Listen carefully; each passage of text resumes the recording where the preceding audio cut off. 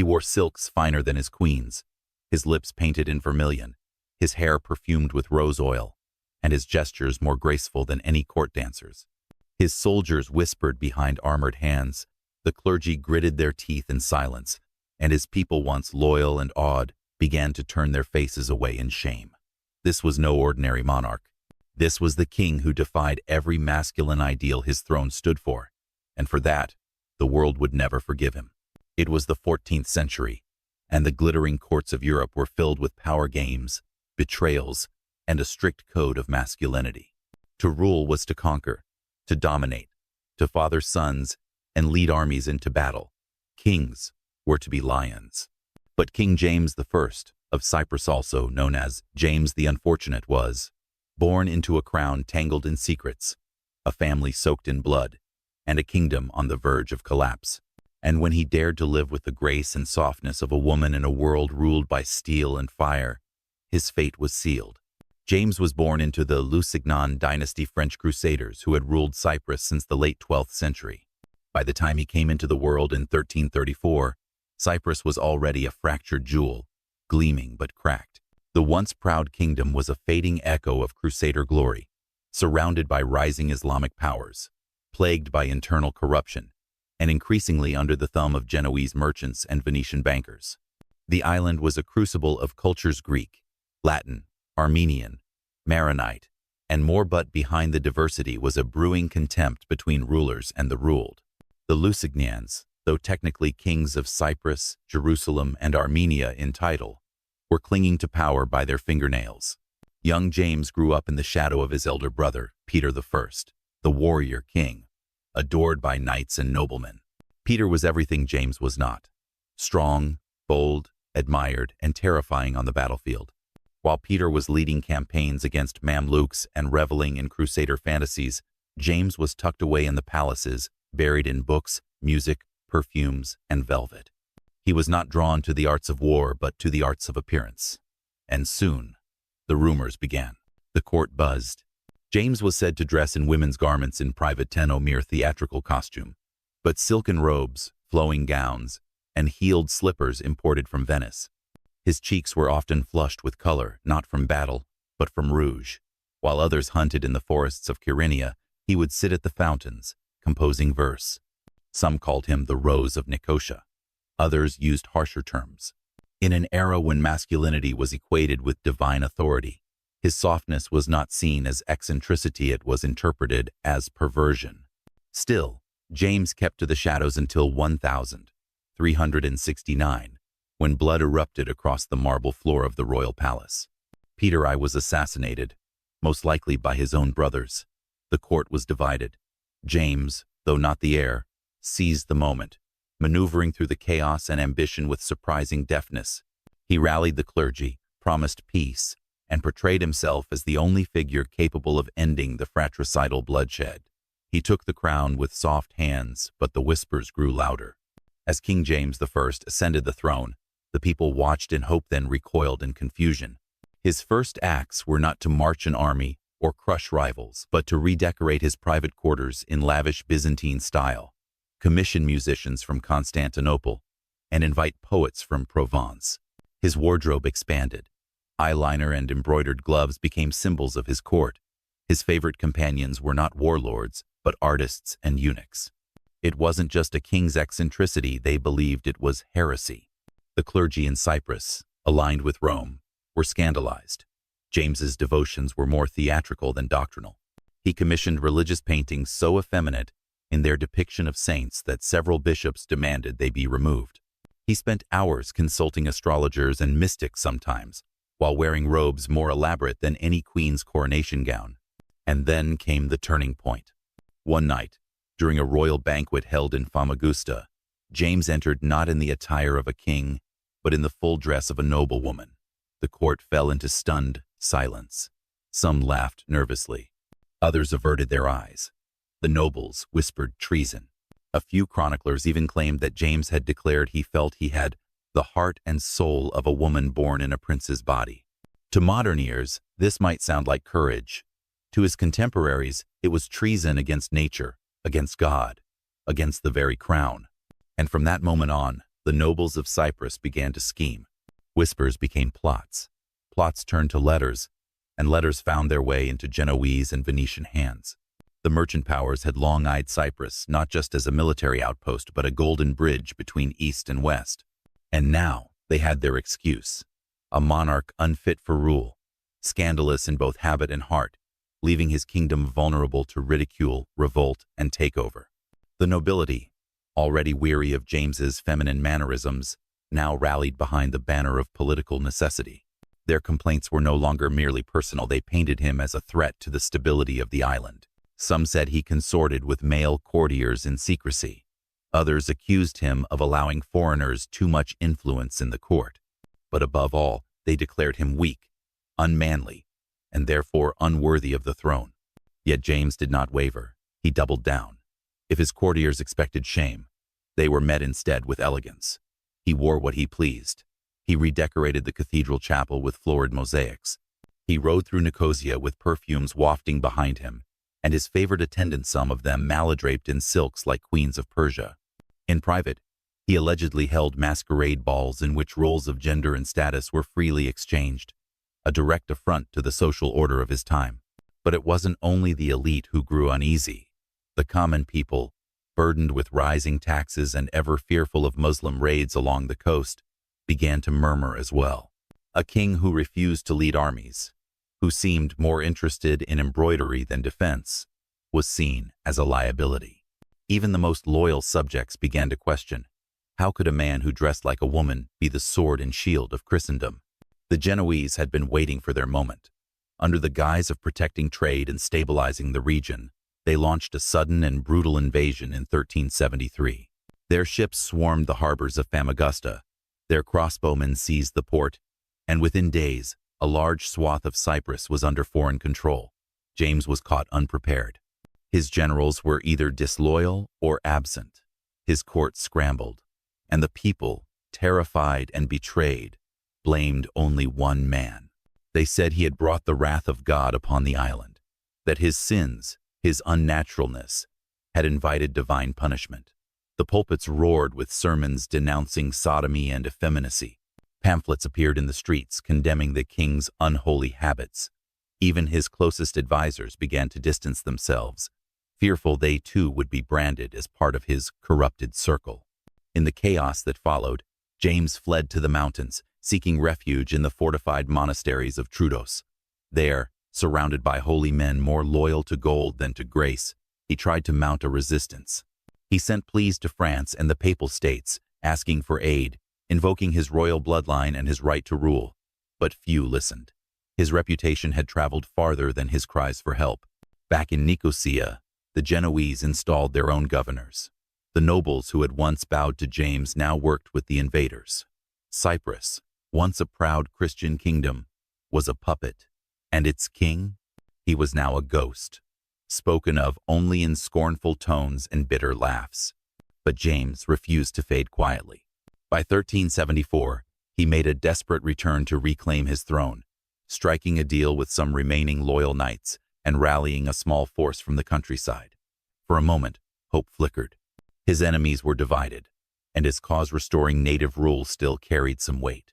But the man who returned to Nicosia was not the prince of silk and perfume. He was gaunt, exhausted, and visibly aged. Some said his eyes were sunken, haunted not just by war, but by betrayal. And though he entered the city triumphantly, it would not last. By the next year, the Genoese had regrouped. Their mercenaries swept through the island with ferocity. James's court was shattered. His remaining supporters were captured, tortured, or exiled. And finally, the king who once wore gowns more lavish than his queens was captured in the night, betrayed by a former courtier who handed him over for 30 pieces of silver. He was dragged through the city not as a king, but as a mockery. The Genoese made a public spectacle of him, parading him in chains, dressed deliberately in women's robes, a cruel imitation of the fashion he once wore with dignity. The people gathered in silence. Some spat, others turned away. It was the final humiliation. Yet, even then, James held his head high. He did not curse. He did not cry. He met their scorn with silence. And when asked if he regretted the life he had lived, he is said to have replied, "Better to be hated in silk than loved in lies." Soon after, he vanished from records, likely imprisoned in Genoa, perhaps quietly executed, or left to rot in exile. His death was not recorded. His grave remains unknown. But his memory? That too was buried by force. The court scribes fell silent. The chroniclers who once recorded the glories and failures of Cyprus's kings turned their quills away from James. In the royal records, he became a footnote, a name reluctantly mentioned, often with scorn. His reign was labeled a disaster not for war lost or land surrendered, but for the shame he was said to have brought upon the crown. The victors, both Genoese and Cypriot nobles, had every reason to erase him. His mere memory was a threat to the foundations they fought to protect. But erasure is rarely complete. In dusty archives, in censored letters, and in the diaries of foreign diplomats, James lingered. Fragments of his story survived not in celebration, but in curiosity, even horror.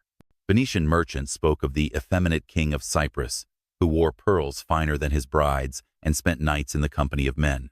A Genoese admiral described James as more queen than king. In the papal court, a cardinal once referred to him as an offense to the holy order of kingship, born with a woman's heart and a devil's pride. Yet even these barbed remarks betrayed something deeper: fear. For in James, the medieval world saw a challenge far more dangerous than an invading army. He dared to live a truth that defied every tenet of the era's rigid masculinity. He did not pretend to be a warrior. He did not posture behind armor or pretend interest in tournaments or conquests. He ruled at least for Artemias himself, and in doing so, he shattered the illusion that kingship must always wear the face of stern, blood-soaked manhood. But the consequences of that defiance were brutal. The Genoese occupation of Cyprus lasted for decades. The economy collapsed under the weight of tribute and corruption. Famagusta, once one of the richest cities in the Mediterranean, became a fortress prison under foreign control. The native nobility, having betrayed their own king, now found themselves discarded by the very powers they had served. And for the common people, life grew harder. Crops failed. Pirates raided the coast. The dream of an independent Cypriot kingdom faded into myth. The Lusigian dynasty limped on, but it was never the same.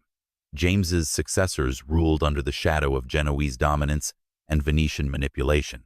They learned quickly no softness, no deviation, no scandal. Kings must be stone-faced, sword-bearing, God-fearing. The lesson of James was burned into the very marrow of the monarchy. To be different was to invite ruin. Still, there were those who remembered. In the taverns of Nicosia, old women would whisper of the king who wore roses in his hair and wept openly at poetry recitals. Among the island's Greek population, long excluded from the Latin nobility, legends gruesome claiming James had escaped, others that he'd been a misunderstood saint of sorrow. A few bold thinkers in later centuries would even paint him as a martyr of identity, centuries ahead of his time. But these voices were rare, quiet, and often silenced. As Europe moved into the Renaissance, then the Enlightenment, the story of King James I of Cyprus was largely forgotten. His name barely appeared in textbooks. Historians focused on his brother Peter, the crusading hero, or on later figures who restored order to the island. And yet James's legacy lingered not in triumph, but in warning. In the minds of rulers and theologians, he remained the example of what not to be. His reign was held up as evidence that unnatural living brought divine punishment. His fall was used as sermon material in pulpits from Rome to Marseille. His life became a parable, twisted and reshaped to fit the agendas of those who feared what he represented. But underneath that condemnation lay a quieter truth. James lived authentically in an age that demanded conformity. He chose to express who he was, despite the risk. And in doing so, he exposed the fragility of a world built on appearances and fear. The backlash he endured, the punishment he suffered, was not because he was weak, but because he was brave in a way his enemies could never be. Centuries later, a few modern scholars would rediscover his tale. In obscure French journals and old Venetian reports, pieces of his life were stitched back together. Historians of gender and sexuality would later recognize James as one of the few known medieval rulers to openly defy gender norms. Some debated whether he was a cross-dresser, a queer figure, or perhaps even what we might today call transgender. The truth is, we cannot know for certain. The past does not offer such clarity. What we do know is this: James I of Cyprus ruled in a world that demanded he wear a maskand he refused. He bore the full cost of that refusal, and history, rather than remember him, tried to bury him. But now, centuries later, his story begins to rise again. The stone walls of his former palaces still stand in Cyprus, worn by time, eroded by centuries of neglect, but silent witnesses to what once was. Tourists walk through them unaware, snapping photos of faded frescoes and broken pillars, never knowing that a king once walked these halls in slippers stitched with gold thread, his hair braided with silk ribbons, his heart heavy with defiance.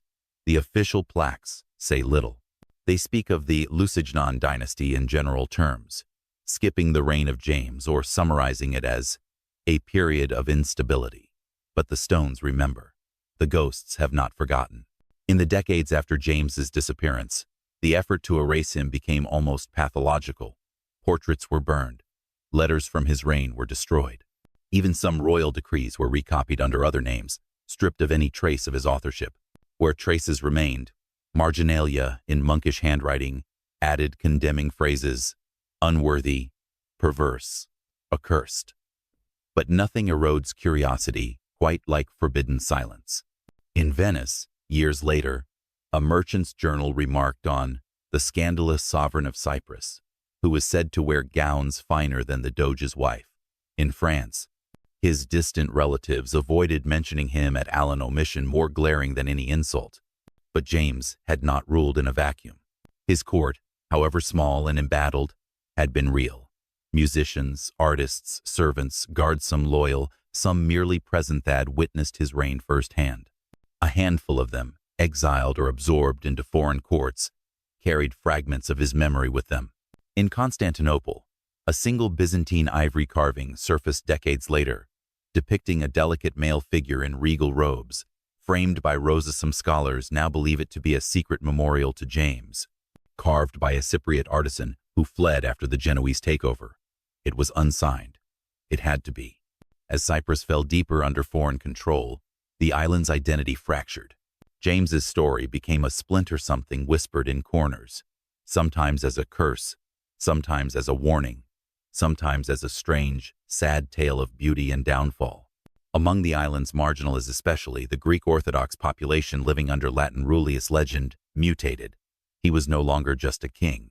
He became a symbol of betrayal and transformation, of defiance and punishment. In some rural communities, he became a kind of ghost story, the king who betrayed the sword for a mirror and was dragged away in chains by the devil himself. But not all remembered him in scorn. Among hidden circle spooks, secret mystics, and those who lived lives forbidden by law or scripture, James's story became something else entirely. In the 16th century, a Cypriot poem known only by its first line, "He wore roses and died for them," was copied into a private notebook found in a Florentine archive. Its anonymous author described a king of silks and sorrow, a ruler crowned in lilies and stabbed in the back.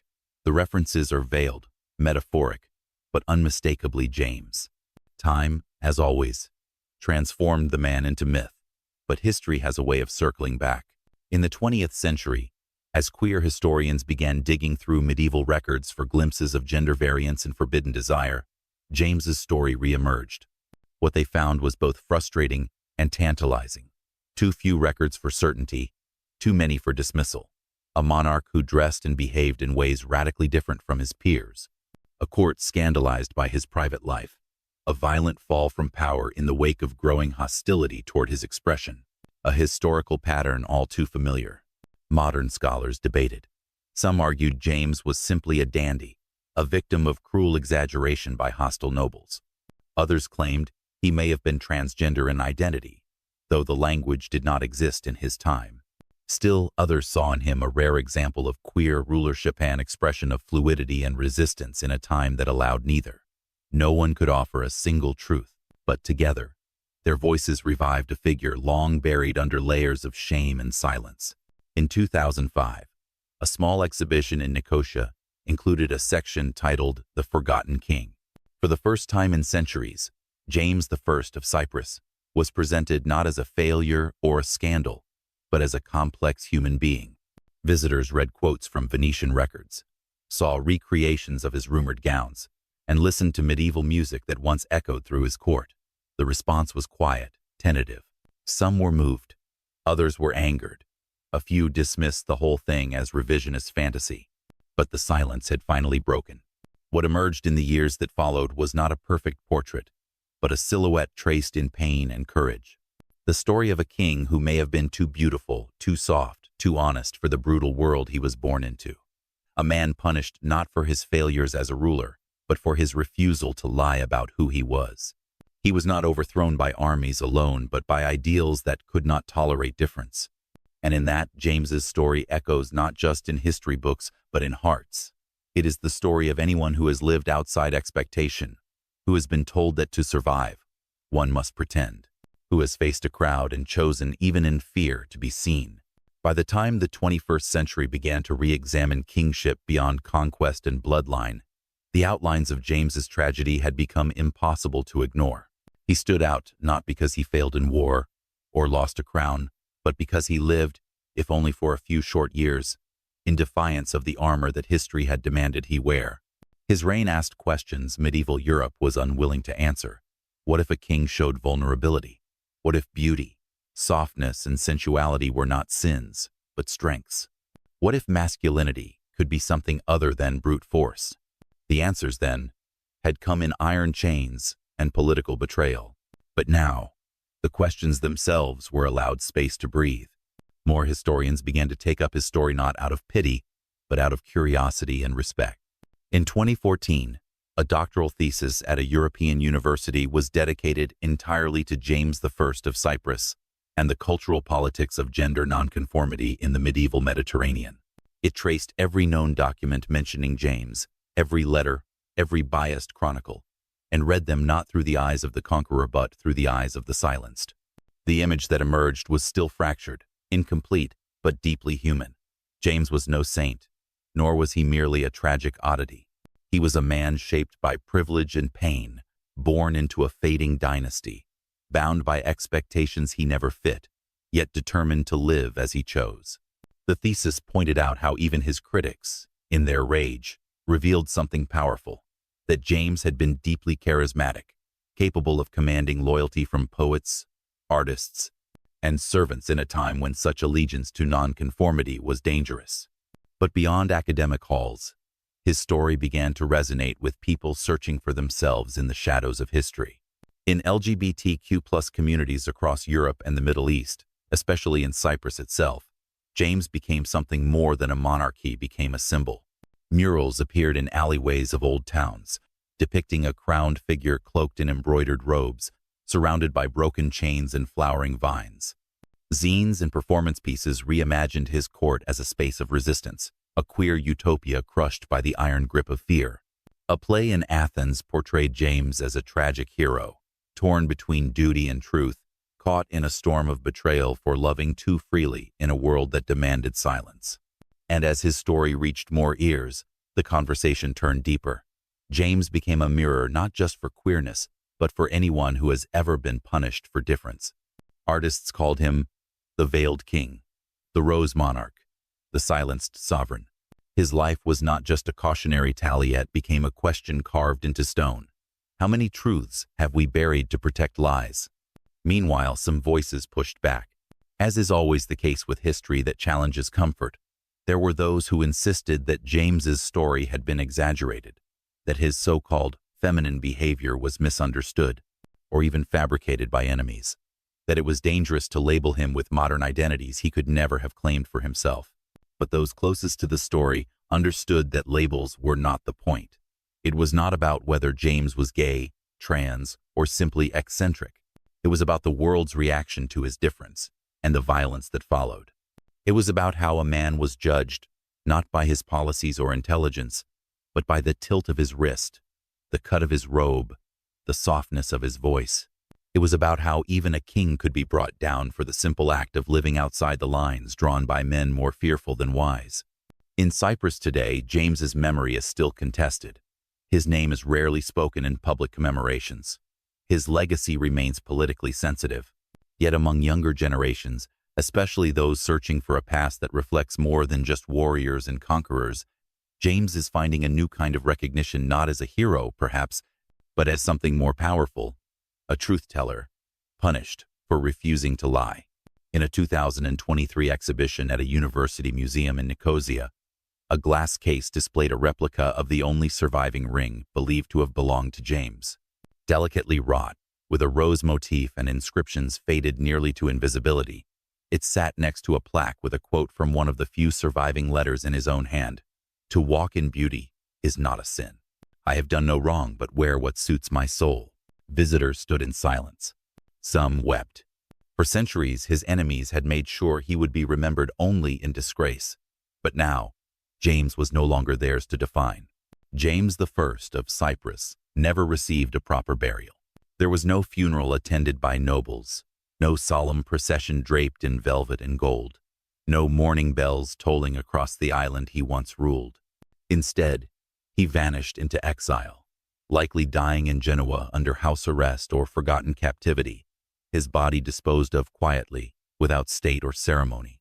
Even in death, his captors feared what he represented, a monarch who refused to conform, a man who embodied the feminine in a world ruled by iron masculinity, a king who became an accusation simply by existing. But perhaps this was his final act of rebellion, to become unforgettable not through conquest, but through rejection, not through lineage, but through legend. His story lingers now not in marble statues or national holidays, but in hushed stories passed between those who've also been told they don't belong. James became something his killers never intended, a symbol that endures. His name is spoken in theater scripts and activist gatherings, in academic lectures and whispered prayers. His life is studied not only by historians, but by those searching the past for echoes of themselves. The silence surrounding him cracked, and from it, voices rose. They speak of a king who ruled with elegance in the face of brutality, a man whose courtiers wore perfume and poetry, a monarch mocked for wearing dresses, but who showed more courage than the armored men who betrayed him. They remember him not just as a victim, but as a quiet revolution wrapped in silk and crowned with roses. And yet, it's important to see James not through the eyes of romanticism alone. He was, after all, a king. He wielded power, even if only briefly. He made decisions that shaped lives. He lived in palaces while peasants struggled. The story of James I is not one of perfect innocence, it is one of complexity, contradiction, and the cost of defying a cruel order. That is precisely what makes his story powerful. History so often celebrates conformity. It praises the strong, the victorious, the unbending.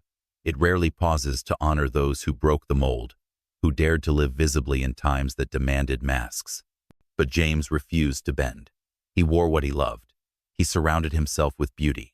He refused to trade his identity for acceptance. And he paid for that refusal with everything he had: his throne, his legacy, his life.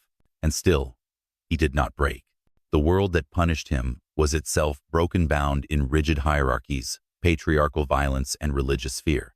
James was not its failure. He was its indictment. Today, as society continues to wrestle with questions of identity, expression, and historical truth, James's story offers no easy answers. But it offers something else, something rare and necessary: a reflection. In the life of James I of Cyprus, we see how courage can take unexpected forms. Not just on battlefields, but in the private choice to live truthfully. Not just in speeches, but in gesture show one dresses, whom one loves, what one values. And how even the smallest act of self-expression can threaten a world built on suppression.